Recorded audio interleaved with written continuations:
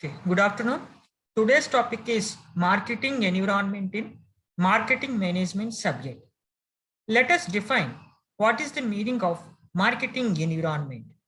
మనము marketing environment అంటే ఏంటో తెలుసుకుందాం. The marketing environment includes internal factors and external factors. Marketing మేనేజ్మెంట్లో మనకి మార్కెటింగ్ ఎన్విరాన్మెంట్ అనే టాపిక్ ఉంది. ఆ మార్కెటింగ్ ఎన్విరాన్మెంట్ అనేది రెండు రకాల కింద డివైడ్ అయిందని చెప్తున్నారు. First one is internal factors, second one is external factors. Internal factors కింద, ఎక్స్టర్నల్ ఫ్యాక్టర్స్ కింద మార్కెటింగ్ ఎన్విరాన్మెంట్ అనేది డివైడ్ అయింది. And this internal factors is also called as micro environment. మనం ఇక్కడ ఇంటర్నల్ ఫ్యాక్టర్స్ ని మైక్రో ఎన్విరాన్మెంట్ అని పిలుస్తాం. అలాగే ఎక్స్టర్నల్ ఫ్యాక్టర్స్ ని మ్యాక్రో ఎన్విరాన్మెంట్ అని పిలవడం జరుగుతుంది. Here marketing environment is divided into two categories, internal factors and external factors. And internal factors is called as micro environment and external factor is called as macro environment. And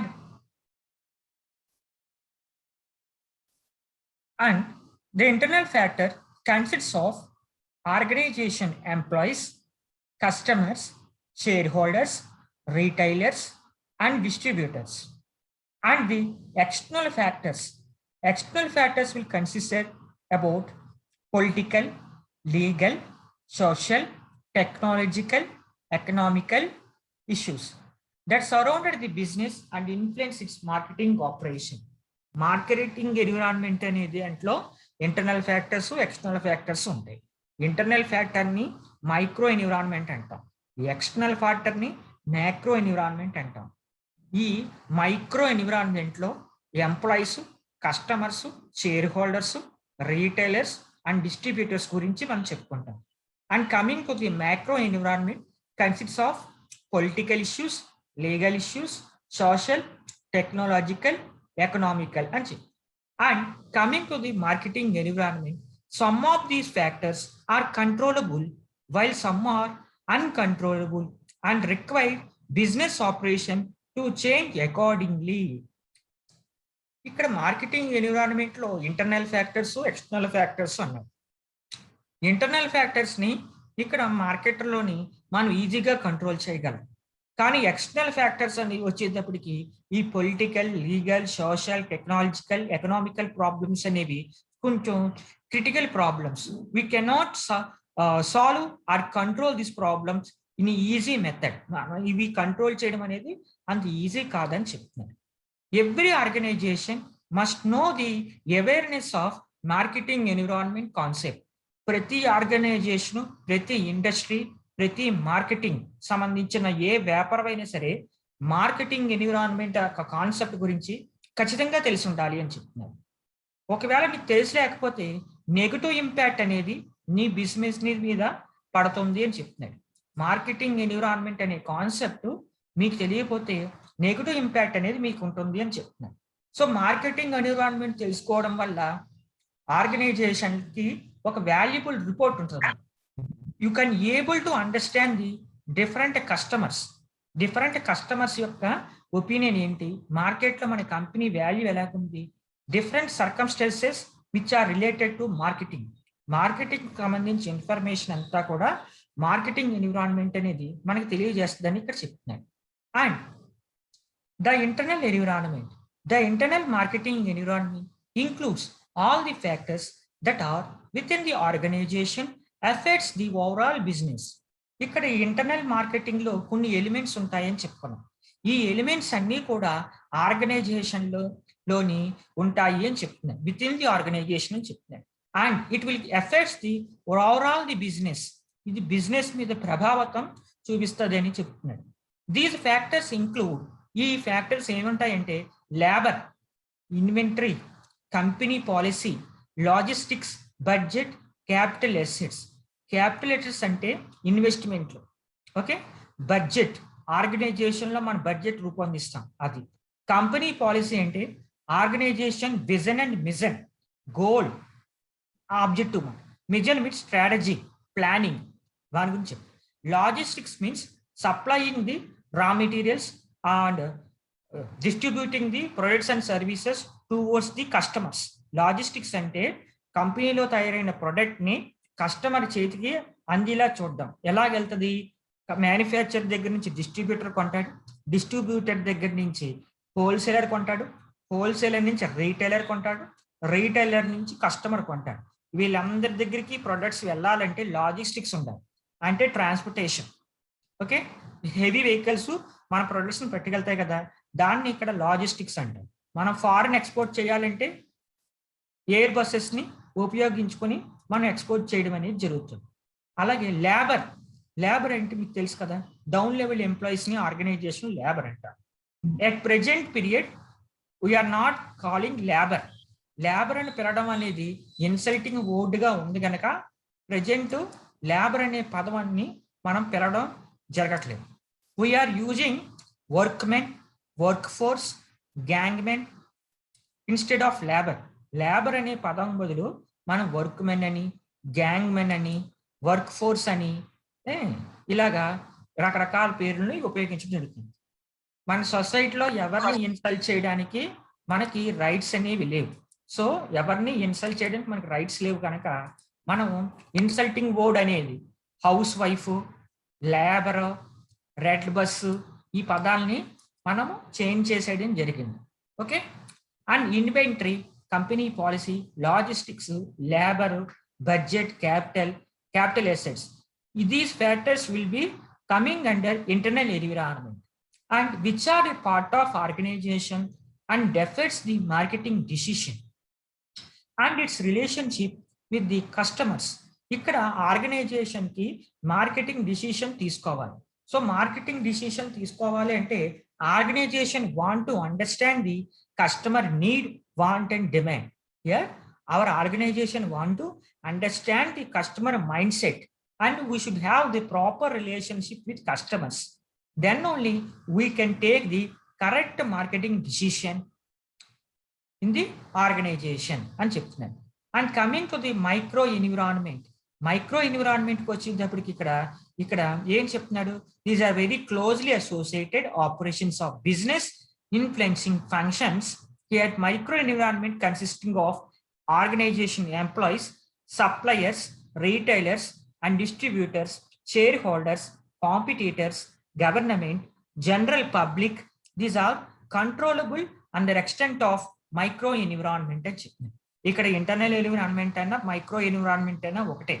ఇవి అన్నీ కూడా micro environment ని internal environment కింద పిలవడం జరుగుతుంది. Macro environment ని external environment అని పిలవడం జరుగుతుంది. ఇక్కడ డయాగ్రామ్ చూడండి. మైక్రో ఎన్విరాన్మెంట్ లోకి ఏమేం కవర్ అవుతున్నాయో చూడండి. While you are writing the examination, you want to write the introduction of marketing, definition of marketing. Okay. Next, you want to come into the topic of marketing environment and you want to present the diagram. This is called micro environment in a diagram. AC. అప్పుడు ఒక్కొక్క side headings గురించి నువ్వు exam point of వ్యూలో present చేస్తే you will get very good marks. Okay, presentation is very important in MBA. And coming to here, micro environment consisting of suppliers and retailers and distributors, competitors and shareholders, government, general public, customers and employees. These all factors are coming under micro environment. Let us discuss each and every topic in depth. Coming to the customers, every business revolves around fulfilling the customer needs. Here, main duty of marketing is we want to identify the customer needs and wants and demand. What are the customer needs? Means basic needs. What are the basic needs? Means food, shelter, clothing, and family. These are the basic needs of customer. According to psychology, when a customer will prefer the first, primarily you want to prefer the primary needs. Those are basic needs. Later, satisfying of primary needs, he will go to the wants. Means mobile, watch, bike, in this way. After satisfying the wants, he will go to for luxuries. that is desires and demands, means Volkswagen car, BMW car, Ola car, and Apple mobile. In that way, he will demand the branded items. So according to psychological concept, always man want to satisfy the basic needs. After satisfying basic needs, he will focus on wants. After satisfying wants, he will demands the luxurious products. That is the psychological concept of a human being. And here, thus each marketing strategy is a customer oriented that focus on understanding the need of a customers. Here, every marketing strategy is focusing on customers and identifying the what are the need, want, demand, and requirements of a customers. And to fulfilling the customer's need, they are manufacturing the product or services, and the best product, they're launching that particular product in market. Now the customers are buying that product and using that product in a better way. When their need is fulfilled, then customers will be satisfied. Okay, market లోని customers ఏం కావాలనేది identify చేసిన తర్వాత వాళ్ళ needs ని satisfy చేసే విధంగా product కానీ సర్వీస్ కానీ తయారు చేస్తాడు ఒక కంపెనీ వాడు. అది మార్కెట్ రిలీజ్ అయిన తర్వాత కస్టమర్ యొక్క వాడిస్తాడు. ఆ ప్రొడక్ట్స్ ని పర్చేజ్ చేసి యూసేజ్ చేసిన తర్వాత వాడు ఫీడ్బ్యాక్ తీసుకుంటాడు. కస్టమర్ అనేవాడు సాటిస్ఫై అయితే ఆర్గనైజేషన్ అనేది, కంపెనీ అనేది చాలా హ్యాపీగా ఫీల్ అయ్యి బెటర్ సేల్స్ అవుతాయి. When the customer is not satisfied, immediately you release a customer. Customer అనేవాడు ఎప్పుడైతే సాటిస్ఫై కాలేదో వాడు నీ ప్రొడక్ట్ని, నీ కంపెనీని, నీ బ్రాండ్ని వదిలేయడం జరుగుతుంది. Then you will become a loss. అలా కాకుండా కస్టమర్ని ఫోకస్ చేసి బిజినెస్ ఏదైనా సక్సెస్ అవుతుందని ఇక్కడ చెప్తున్నాను. And coming to the second one, employees. Here employees are main component of a business. Here, employee will contribute his skill, his talent towards the company. He is the key role in success of a company. Employee అనేవాడు అతని టాలెంట్ని, అతని టైంని, అతని సర్వస్వాన్ని organisation యొక్క success గురించి ఆయన ఎంతగానో పాటుపడుతూ ఉంటారు. ఆర్గనైజేషన్ అంటే కంపెనీ యొక్క సక్సెస్లో employees plays a very important role అని ఇక్కడ చెప్తుంది. To become a quality employee, organization will provide a training and development section towards increase the marketing skills in an individual person wise. ఆర్గనైజేషన్లో ఏ employee అయినా talented ఎంప్లాయీగా stuff పెంచడానికి వీడు ఏం చేస్తుందంటే కంపెనీ అనేది ట్రైనింగ్ అండ్ డెవలప్మెంట్ సెక్షన్ అనేది కండక్ట్ చేస్తుంది. ఈ ట్రైనింగ్ అండ్ డెవలప్మెంట్ సెక్షన్లో skilled people, unskilled, semi skilled people ఉంటారు. Employees will be 3 types of the people: skilled employees, unskilled employees, semi skilled employees. ఈ ట్రైనింగ్ అండ్ డెవలప్మెంట్ సెక్షన్లో ఈ unskilled people, semi skilled people will be shine up and they will develop. The quality of employees will be increase. That's why every company will conduct training and development section అని చెప్తున్నారు. And coming to next one, suppliers. Suppliers are the persons from whom the material is purchased and make a finished good, and hence very important for the organization. For every organization, suppliers are very important. For example, BMW car company is there. BMW car company is manufacturing BMW car is as a finished good.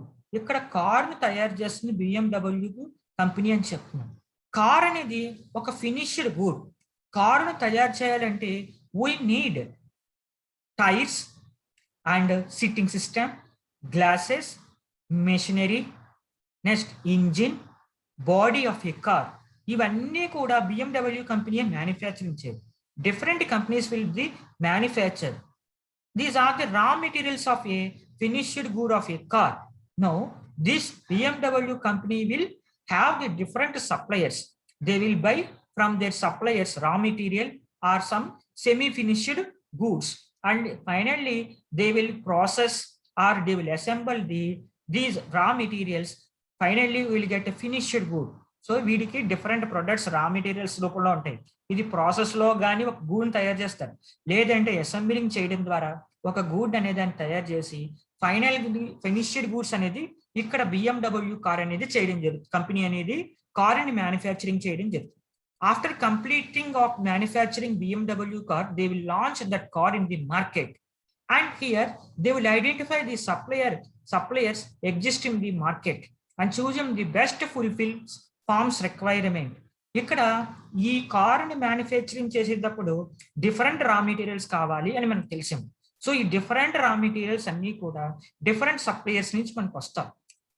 For example, we are not having the support from the suppliers, we cannot manufacturing the car and we cannot fulfilling the customers demand in the market. మనకి proper suppliers అనే వాళ్ళు లేకపోతే మనకి ఆర్గనైజేషన్లో ఒక కార్ని మనం manufacturing చేయలేము.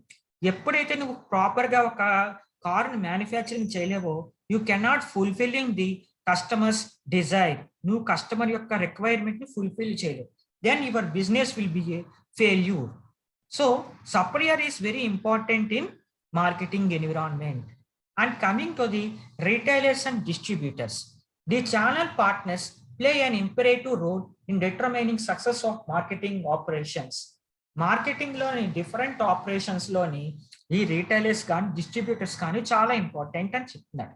ఇక్కడ ఛానల్స్ ఆఫ్ డిస్ట్రిబ్యూషన్ అనే కాన్సెప్ట్ గురించి మనం చెప్పుకోవాలి. Coming to the channels of distributions, we are having the different channels in channels of distribution. ఇప్పుడు BMW కార్ అన్న, ఈ BMW కార్ని మ్యానుఫ్యాక్చరింగ్ చేసేది company. Here company will be manufacturing. ఈ BMW కార్ అనేది ఒక కస్టమర్ చేతికి రావాలంటే ప్రాసెస్ ఏంటంటే, కంపెనీ అనేది మ్యానుఫ్యాక్చరింగ్ చేసిన తర్వాత dealer will go to the company and he will buys the goods. ఇక్కడ ఈ డీలర్ అనేవాడు కంపెనీకి వెళ్ళి ఇక్కడ BMW కార్స్ ని డీలర్ కొనుక్కుంటారు. After purchasing here dealer will sells those products towards the wholesalers. ఈ డీలర్ అనేవాడు తన ప్రొడక్ట్స్ ని హోల్సేలర్కి అమ్ముతాడు. Wholesaler will sell those products to the retailer. Wholesaler అనేవాడు రీటైలర్కి అమ్ముతాడు, రీటైలర్ అనేవాడు కస్టమర్కి అమ్ముతాడు. అంటే మార్కెట్లో ప్రొడక్ట్ కంపెనీ నుంచి కస్టమర్కి రావాలంటే మధ్యలో ఈ డీలర్ ఉంటున్నాడు, లేదా హోల్సేలర్, రీటైలరు, ఈ ముగ్గురు ఉంటున్నారు. సో ఈ ముగ్గురిని మార్కెటింగ్ ఇంటర్మీడియేటర్స్ అంటారు. ఏమంటాం? మార్కెటింగ్ ఇంటర్మీడియేటర్స్ అంటాం. వీళ్ళు హెల్ప్ లేకుండా మనకి ప్రొడక్ట్ అనేది కంపెనీ నుంచి కస్టమర్కి చేరదు. ఇవన్నీ కూడా ఛానల్స్ మాట. అందుకని ఈ కాన్సెప్ట్ని ఛానల్స్ ఆఫ్ డిస్ట్రిబ్యూషన్ అంటే మార్కెటింగ్ ఎన్విరాన్మెంట్లో రీటైలర్స్, డిస్ట్రిబ్యూటర్స్ అనేవాళ్ళు చాలా ఇంపార్టెంట్. కస్టమర్ మార్కెట్లో ఉన్న కస్టమర్కి ప్రొడక్ట్ రీచ్ అవ్వాలంటే రీటైలర్ ద్వారా వెళ్ళాలి, డిస్ట్రిబ్యూటర్ ద్వారా, హోల్సేలర్ ద్వారా, డీలర్ ద్వారా వెళ్ళాలనేది మీరు చెప్తున్నారు. And here distributors and retailers know the pulse of the customer in the market. మార్కెట్లోని కస్టమర్కి ఏం కావాలి, వాడి యొక్క మైండ్ సెట్, వాడి యొక్క పల్స్ గురించి ఇక్కడ రీటైలర్స్కి, డిస్ట్రిబ్యూటర్స్కి బాగా తెలుసు అని చెప్తున్నాడు. So these people will provide a feedback to the company. So by studying that report only they will manufacture the different type of products and services to satisfy the customers. ఇక్కడ వీళ్ళు retailers, distributors మార్కెట్లో ఉన్న customer ఇచ్చిన ఫీడ్బ్యాక్ని పట్టుకెళ్ళి ఇస్తారు. అది రిపోర్ట్ని analyse చేసిన తర్వాత మార్కెట్లో కస్టమర్స్ ఏం కోరుకుంటున్నాడు అని చెప్పి ఆలోచించి వాళ్ళ నీడ్ ఫుల్ఫిల్ అయ్యే విధంగా ప్రొడక్ట్ మ్యానుఫ్యాక్చరింగ్ చేయడం జరుగుతుంది. And coming to the competitors, here keeping A close watch on competitors enables a company and design its marketing strategy according to trend prevailing in market. మనం మార్కెట్లో బిజినెస్ చేసేయడం అంటే మన గురించి మనమే పట్టించుకోవడమే కాదు, మన కాంపిటీటర్ అనేవాడు బిజినెస్ అనేది ఏ విధంగా చేస్తున్నాడు అనేది మనం ఐడెంటిఫై చేయాలి. ఇప్పుడు మనం BMW కార్ అని చెప్పుకున్నాం. BMW కంపెనీ అనేది మనది. మరి BMW కారుకి కాంపిటీటర్స్ ఎవరో? Volkswagen car, Audi car, అలాగే ఇంకా డిఫరెంట్ కార్ కంపెనీస్ ఉన్నాయి. వీళ్ళందరూ కూడా ఏం చేస్తున్నారు? మార్కెటింగ్ ఎలా చేస్తున్నారు అంటే అడ్వర్టైజింగ్ ఎలా చేస్తున్నారు, ప్రొడక్ట్ యొక్క డిజైన్ ఏ విధంగా ఉంది, ప్రొడక్ట్ యొక్క ఇంపార్టెన్స్ ఏంటి, ప్రొడక్ట్లో ఈ కార్ యొక్క స్పెసిఫికేషన్ ఏంటి. ఇప్పుడు BMW కారు మంది కనుక మనం కస్టమర్కి నువ్వు BMW కారు కొనుక్కో, ఆడి కారు వద్దు, లేదా వోక్స్ వ్యాగన్ వద్దు, అవి మిగతా ప్రొడక్ట్స్ కొనకుండా, మిగతా కంపెనీ కార్స్ కొనకుండా మా కారే నువ్వు ఎందుకు కొనుక్కోవాలి అంటే you should want to tell a reason. మార్కెట్లోని మిగతా కార్లకి నీ కార్కి ఉన్న డిఫరెన్షియేషన్ అనేది కస్టమర్కి నువ్వు అర్థమయ్యేలా చెప్తే గనక అప్పుడు కస్టమర్ అనేవాడు నీ ప్రొడక్ట్ని కొనుక్కోవడానికి డిఫరెన్స్ ఛాన్స్ ఉంది. మిగతా కంపెనీ కార్కి నీ కార్కి డిఫరెన్స్ లేకపోయింది అనుకో, why should customer want to purchase your car? అంటే ఆడికి నీకు డిఫరెన్స్ ఉంది, ఆడు ఏం చేస్తున్నాడు ఏంటనేది నువ్వు గమనించాలి. మన కాంపిటేటర్ అనేవాడు అడ్వర్టైజింగ్ ఎలా ఇస్తున్నాడు, వాడు బ్రాండ్ అంబాసిడర్కి ఎవరిని పెట్టుకున్నాడు, ఎంత ప్రైజ్కి ఇస్తున్నాడు, ఫీచర్స్ ఏంటి, కస్టమర్స్ అనేవాళ్ళు మన కాంపిటేటర్ యొక్క ప్రొడక్ట్తో సాటిస్ఫై అయ్యారా లేదా, is there any gap between our competitor company towards the customer అనేది నువ్వు ఐడెంటిఫై చేయాలి. ఇక్కడ మనకి ఒక విషయం చెప్పుకోవాలి. ఇక్కడ మనకి ప్రీవియస్గా ఒక 4-5 years back Ratan Tata Nano car వచ్చింది. ఇక్కడ రతన్ టాటా ఏం ఆలోచించాడంటే, ప్రతి మధ్యతరగతి వ్యక్తికి కారులో తిరగాలని కోరిక ఉంటుంది. ఈ మధ్యతరగతి వ్యక్తి నెలకు ఒక 10,000 సంపాదిస్తాడు అనుకోండి. సో సంవత్సరానికి ఆయన ₹1,00,000 పెట్టడానికి కష్టం కాదు, ఇంతకన్నా ఎక్కువ పెట్టలేడని ₹1,00,000 రేట్ని ఫిక్స్ చేసుకొని నానో కార్ని ప్రిపేర్ చేయడం జరిగింది. కాంపిటీటర్స్ అందరూ కూడా ఈ రతన్ టాటాని లైట్ తీసుకున్నారు, ₹1,00,000 ఎలా ఇస్తాడో ఏంటనేది. సో ఇతను కార్ని డిజైనింగ్ చేసి నానో కార్ అని చెప్పి డిజైనింగ్ చేసి కాంపిటీటర్స్గా టఫ్గా compete. Even though nano car is failure, but he has created the hope we can manufacture the car at 1 lakh rupees. Product failure అయ్యింది, అయినప్పటికీ కస్టమర్స్కి అలాగే తన కాంపిటీటర్స్కి మనము ₹1,00,000 కారు తయారు చేయొచ్చు, లేదా కొంచెం ఒక 50,000 లేదంటే ఇంకో 70,000 ఎంతో కొంత ఎక్స్ట్రా అవుతుంది కదా, మరీ అంత యాక్యురేట్గా చెప్పలేం కదా. సో పర్వాలేదు, దగ్గర 1,00,000కి దగ్గరగా మనం తయారు చేయొచ్చు మనం అనుకుంటే అని చెప్తుంది. ఇక్కడ ఈ నానో కార్ అనే ప్రొడక్ట్ ఎందుకు ఫెయిల్యూర్ అయిందంటే డిజైనింగ్ లోపం. ఫస్ట్ వన్ డిజైన్ లోపం. ₹1,00,000 కారు పెట్టుకున్నవాడు కారులో లగేజ్ పెట్టుకోవడానికి కంఫర్టబుల్గా ఉండదు. ఫ్రంట్ ఇంజిన్ ఉండకుండా ఆ ఇంజిన్ ఇచ్చి డిక్కీలో పెడతాడు. సో ఇంజిన్ డిక్కీలో పెడితే లగేజ్ ఎవడైనా ఊరు వెళ్ళాలంటే ఎక్కడ పెట్టుకుంటాడు? సో డిజైన్ ఒకటి problem. Second one quality problem. Car అనేది ₹1,00,000 ఎక్కువ క్వాలిటీ ఇవ్వలేకపోయాడు. కార్ యొక్క బాడీ అనేది చాలా డెలికేట్గా ఉంది. సో ఎప్పుడైనా యాక్సిడెంట్ అయితే జరిగిన బాడీ అనేది తుక్కు అయిపోతామట. సో బాడీ యొక్క క్వాలిటీ అనేది సరిగ్గా లేదు. Next engine failure. ఏమైంది? ఇంజిన్ అనేది ఫెయిల్యూర్ అయిపోయింది, ఇంజిన్లో ప్రాపర్ క్వాలిటీ లేదు. ఇంజిన్ వేడెక్కిపోవడం, ఇంజిన్ పేలిపోవడాలు, ఇంజిన్ పేలిపోతే కారు తగలబడిపోవడం, ఇలాంటి ప్రాబ్లమ్స్ అన్నీ జరిగినాయి. ఇప్పుడు మార్కెట్లోని ఈ యొక్క ప్రాబ్లం అనేది జనరేట్ అయింది కదా. If Ratan Tata has a chance, అతను కారు డిజైన్ మార్చి ఆ ఇంజిన్లో ఉన్న లోపాలు సరిదిద్ది బాడీని అంతా సెటరేట్ చేసి రీడిజైనింగ్ చేసి ఆ ప్రొడక్ట్ని మాడిఫికేషన్ చేసి ₹1,00,000 కన్నా ఎఫోర్ట్ చేసి ₹1,00,000 గనక మార్కెట్లో మళ్ళీ అది దించగలిగితే he will become a number 1 entrepreneur in India. అతని ఆలోచన సరిగ్గా ఉంది. 1 lakh రూపీస్కి కారును ప్రొడ్యూస్ చేస్తే మనకి హెవీ మార్కెట్ ఉంటుంది. ఎలా ఆలోచించాడంటే, మన ఇండియాలోని 3 లెవెల్ ఆఫ్ పీపుల్స్ ఉంటారు: లో class people, middle class people, high class people. Compare to high class people కన్నా లో class people, middle class people ఎక్కువ మంది ఉంటారు. సో ఎక్కువ మంది కొనడానికి ఎక్కువ కార్లు మనం ప్రొడ్యూస్ చేస్తే మనకి ఎక్కువ లాభాలు వస్తాయి అని చెప్పడం అనేది ఇతను కాన్సెప్ట్. ఆ రకంగా ఆలోచన చేశాడు. ఒకవేళ అతను కనుక ఫస్ట్ అటెంప్ట్లోనే సక్సెస్ అయితే చాలా మంది కారు కొనుక్కుంటారు. అట్ ప్రెజెంట్ బైకే 1,50,000 అలా ఉంది. ఇక 2 years నుంచి బైక్ కానీ స్కూటీస్ కానీ అన్ని ప్రైజెస్ అనేవి ఇంక్రీజ్ అయిపోయింది. సో ఈ ప్రాజెక్ట్ అనేది ఫెయిల్యూర్ అయింది. దాని మీద వర్కౌట్ చేసి ఆయన మళ్ళీ మంచిగా ప్రొడక్ట్ రిలీజ్ చేస్తే మళ్ళీ సక్సెస్ అయ్యే ఛాన్సెస్ అనేది ఉన్నది. అప్పుడు ఒకవేళ టాటా గనక సక్సెస్ అయితే తన కాంపిటేటర్స్ అందరూ దెబ్బతినేవాళ్ళు. సో అది అలాగే షేర్ హోల్డర్స్, కంపెనీ యొక్క షేర్ హోల్డర్స్, కంపెనీలోని షేర్ హోల్డర్స్ని పార్ట్నర్స్ అంటాం. వీళ్ళు ఎప్పుడూ కూడా ఆర్గనైజేషన్ యొక్క ప్రాపర్టీని, ఇన్కమ్, ప్రాఫిట్స్, వెల్త్ అన్నీ ఎక్కువ రావాలని కోరుకుంటారు. ఎందుకంటే one of the share holders కదా వీళ్ళు కంపెనీకి పార్ట్నర్ కదా. ఎక్కువ డబ్బులు వస్తే వాళ్ళ షేర్ వాల్యూ పెరుగుతుందనే ఉద్దేశంతో ఎప్పుడు ఆర్గనైజేషన్కి ప్రాఫిట్స్ వెల్త్ అనేది ఎక్కువ రావాలి అని ఆలోచిస్తారు. అంతేగాని మిగతా వాటి గురించి పెద్దగా పట్టించుకోరు. ఎప్పుడు ప్రాఫిట్ ఓరియంటెడ్, రెవెన్యూ ఓరియంటెడ్ గానీ వీళ్ళు ప్రాఫిట్ మ్యాక్సిమైజేషన్ గురించి ఆలోచించడం జరుగుతుంది. అలాగే గవర్నమెంట్, మార్కెట్లో గవర్నమెంట్ మారిందనుకోండి.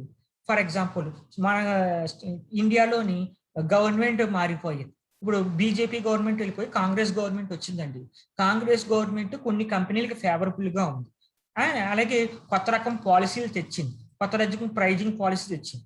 గతంలో కాంగ్రెస్ గవర్నమెంట్ వెళ్ళిపోయి బీజేపీ గవర్నమెంట్ వచ్చిన వెంటనే జిఎస్టీ బిల్ తెచ్చింది. జిఎస్టీ బిల్ తెచ్చి సెంట్రల్ జిఎస్టీ, స్టేట్ జిఎస్టీ అని చెప్పింది. ప్రైజింగ్ పాలసీ పెంచింది. ప్రతి దాని మీద ట్యాక్సేషన్ వేసేసింది. 18% ట్యాక్స్ ఉన్న దాన్ని 24%, అలాగా 12% ఉన్న దగ్గర ట్యాక్స్ 18%. మన బడ్జెట్ ప్రిపరేషన్ లో చూడడం జరుగుతుంది. ఇలా ప్రైజింగ్ పాలసీ తెచ్చింది. అంటే సెంట్రల్ లో గవర్నమెంట్ ఎప్పుడైతే మారిందో వాళ్ళు ఏం చేస్తుంది, గవర్నమెంట్ ప్రైజింగ్ పాలసీ మార్చేస్తుంది, క్రెడిటింగ్ పాలసీ మార్చేస్తుంది, ఎడ్యుకేషన్ పాలసీని మార్చుతుంది. ఎడ్యుకేషన్ లో అందరూ బాగా చదువుకోవాలి, ఇంగ్లీష్ మీడియం కంపల్సరీ చేయాలి, కొత్త కొత్త యూనివర్సిటీస్ పెట్టడం, కొత్త కొత్త కోర్సులు తీసుకురావడం, రీజనల్ లాంగ్వేజెస్ లోనే చదవమండం, సో ఇంగ్లీష్ లాంగ్వేజ్లు చదవమండం, సో ప్రతి మినిమం డిగ్రీ చదవాలి అని చెప్పడం, ప్రతి వాడికి చదువుకుని తీరాలి, చైల్డ్ లేబర్ అనేవాడు ఉండకూడదు అని చెప్పడం, ఇవన్నీ ఎడ్యుకేషన్ పాలసీలోకి వస్తాయి. అలాగే హౌసింగ్ పాలసీ, ప్రతి వ్యక్తికి సొంత ఇల్లు అనేది ఖచ్చితంగా ఉండాలని గవర్నమెంట్ స్కీమ్స్ అవి ప్రొవైడ్ చేస్తుంది. సో ఇలాగా కొత్త రకమైన పాలసీస్ ని గవర్నమెంట్ ఫ్రేమ్ చేయడం వల్ల మార్కెటింగ్ స్ట్రాటజీస్ మీద ఇన్ఫ్లుయెన్స్ పడి మార్కెట్లోని బిజినెస్ పీపుల్ అందరూ కూడా బిజినెస్ చేసుకోవడానికి అవకాశం అనేది. హౌసింగ్ పాలసీ తెచ్చాడు అనుకోండి, మార్కెట్లో ఉన్న constructors, building constructors, cement company, iron company, net bricks, sand, వీళ్ళందరికీ ఆపర్చునిటీ ఉన్నట్టే కదా. హౌసింగ్ పాలసీ ఒకటి ఇంప్లిమెంట్ చేస్తే వీళ్ళందరూ లాభాలు పొందుతారు. అలాగా గవర్నమెంట్ అనేది ఇక్కడ మార్కెటింగ్ ఎన్విరాన్మెంట్ లో ఇన్ఫ్లుయెన్స్ చేస్తుంది అని చెప్తున్నారు. A company has keep track on these policies, make marketing programs accordingly. ఇక్కడ కంపెనీ అనేది అన్ని పాలసీని దృష్టిలో పెట్టుకొని మార్కెటింగ్ ప్రోగ్రామ్స్ అనేది కండక్ట్ చేయడం జరుగుతుంది. మార్కెటింగ్ ప్రోగ్రామ్స్ అంటే ఏంటి? అడ్వర్టైజ్మెంట్లు, మనం మూవీకి ఆడియో లాంచ్ ఫంక్షన్, అలాగే ట్రైలర్ లాంచ్, ఇలాగ మేకింగ్ వీడియోస్, ఇవన్నీ కండక్ట్ చేస్తాం. అలాగా మార్కెటింగ్ ప్రోగ్రామ్స్ అన్ని కండక్ట్ చేయడం జరుగుతుంది. జనరల్ పబ్లిక్, మనకి పబ్లిక్ లో యొక్క మనం ఏదైనా కంపెనీ ఎస్టాబ్లిష్ చేయాలంటే గవర్నమెంట్ జనాల దగ్గర నుంచి ల్యాండ్ ఎక్వైర్ చేసుకొని ఆ ల్యాండ్ అనేది కంపెనీకి ఇచ్చి కంపెనీ పెట్టుకోవడానికి అవకాశం ఇస్తుంది, అంతే కదా.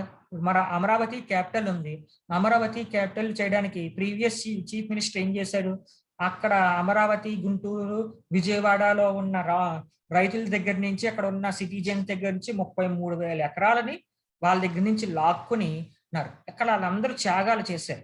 త్యాగాలు చేసినందుకు అప్పుడు సీఎం ఏం చేశాడు, వాళ్ళకి కమర్షియల్ ఏరియాలో షాపులు ఇస్తానంటాం, లేదు బిల్డింగ్లు కట్టడం, పడని ఏరియాలో రెంట్ ఇస్తానంటాం, ఇంత డబ్బులు ఇవ్వడం అనేది, ఇంత ఫంక్షన్ కింద వస్తుందని, ఎంతలా బాండ్లు ఇవ్వడం అనేది, పార్ట్నర్షిప్ ఇవ్వడం అనేది, రకరకాల బెనిఫిట్లు చూపించాడు.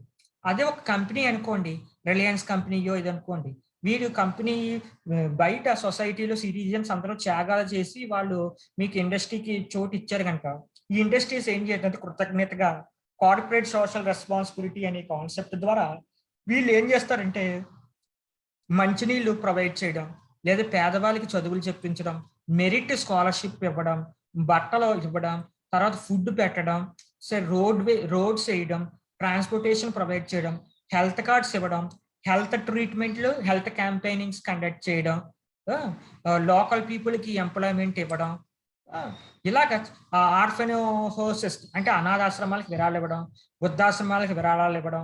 అలాగే మీరు చూడండి, నోట్బుక్స్ అయ్యి మనం కొంటాం, ఐటీసీకి సంబంధించి శిక్ష అని చెప్పి 2 రూపీస్ ఈ యొక్క ఆర్గనైజేషన్కి వెళ్తుంది, చారిటీ వెళ్తుంది, వారి సొసైటీలో ఉన్న మెంబర్స్కి హెల్ప్ఫుల్ చేస్తారని చెప్పడం. ఇలా రకరకాల కాన్సెప్ట్ల ద్వారా సొసైటీకి హెల్ప్ఫుల్ చేస్తూ ఉంటారని చెప్తారు. అండ్ ఎన్విరాన్మెంట్, మైక్రో ఎన్విరాన్మెంట్ అనేది ఏ ఫ్యాక్టర్స్ కలిగి ఉంటుంది అంటే social, economical, technological, political, legal factors కలిగి ఉంటుంది అని చెప్తుంది. దాన్ని మీరు టెస్టరీ ఫ్రేమ్వర్క్ అని చెప్పడం జరిగిందండి. ఇప్పుడు మైక్రో ఎన్విరాన్మెంట్ లోకి ఎలా ఉంది, political, legal, social, economical, technological. Political and legal factors అంటే మన కంట్రీలోని కొత్త చట్టాలను ఫ్రేమ్ చేస్తాం. మార్కెటింగ్ రెగ్యులేషన్స్ మారుతూ ఉంటాయి.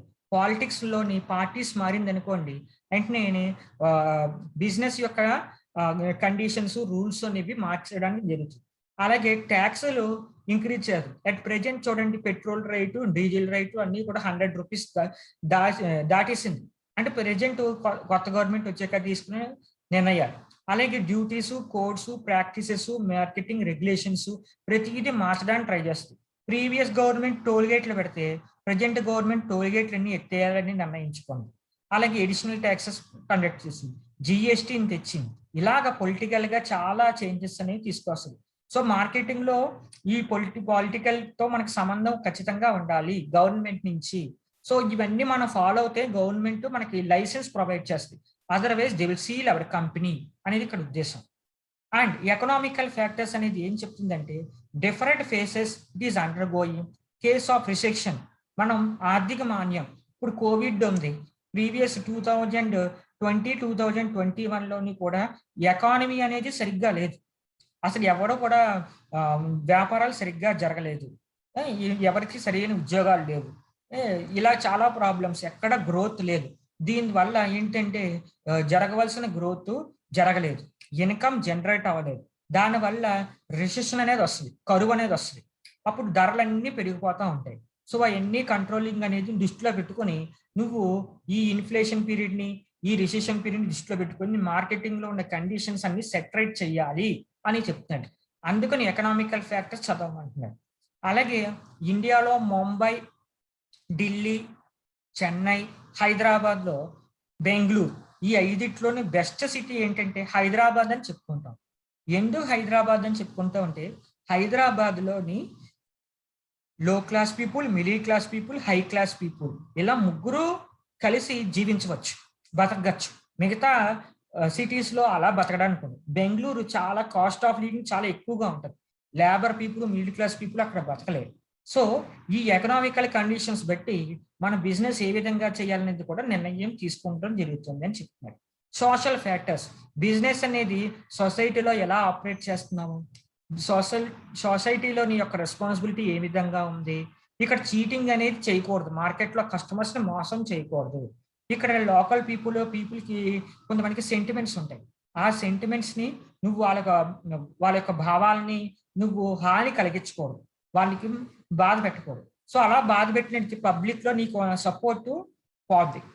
అలాగే ఇక్కడ పబ్లిక్కి నువ్వు ఎప్పుడు సపోర్ట్గా ఉండాలి కనుక పేదవాళ్ళకి ఇల్లు కట్టించడం, లేదంటే బస్ స్టాండ్లు కట్టించడం, వసతి గృహాలు కట్టించడం, ఇలా పార్కులు కట్టించడం, స్పాన్సరింగ్, ఎడ్యుకేషన్ స్పాన్సర్ చేయడం, ఇలాగా కార్పొరేట్ సోషల్ రెస్పాన్సిబిలిటీ ఎంతైనా చేయొచ్చు అని చెప్తున్నాను. అలాగే టెక్నాలజికల్ ఫ్యాక్టర్స్కి వచ్చేటప్పటికి day to day in worldwide గ్లోబలైజ్డ్గా టెక్నాలజీ అనేది డెవలప్ అయిపోతుంది. సో కొత్త టెక్నాలజీ అప్డేట్ చేసుకుంటూ ఉంటే మనకి ఇండస్ట్రీలో ఎక్కువ ప్రొడక్షన్ అనేది చెయ్యొచ్చు, ఎక్కువ ఉత్పత్తి చేయొచ్చు.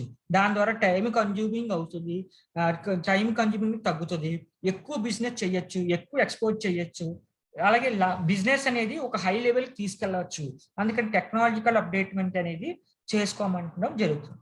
Therefore marketing environment plays a crucial role in operations of a business must be reviewed on a regular basis to avoid any difficulty. ఈ విధంగా మనము మార్కెటింగ్ ఎన్విరాన్మెంట్ అనే కాన్సెప్ట్ చెప్పుకున్నాం. చూడండి, ఇవాళ మార్కెటింగ్ ఎన్విరాన్మెంట్లో మైక్రో ఎన్విరాన్మెంట్, మ్యాక్రో ఎన్విరాన్మెంట్ ఉంటుంది. Micro అంటే ఇంటర్నల్ ఎన్విరాన్మెంట్, మ్యాక్రో అంటే ఎక్స్టర్నల్ ఎన్విరాన్మెంట్. మైక్రోలో ఏముంటాయి? Suppliers, retailers and distributors, competitors, share holders, general public, government, customers, employees ఉంటారు. అలాగే మైక్రో ఎన్విరాన్మెంట్లో political, legal, social, economical, technological factors ఉంటాయి.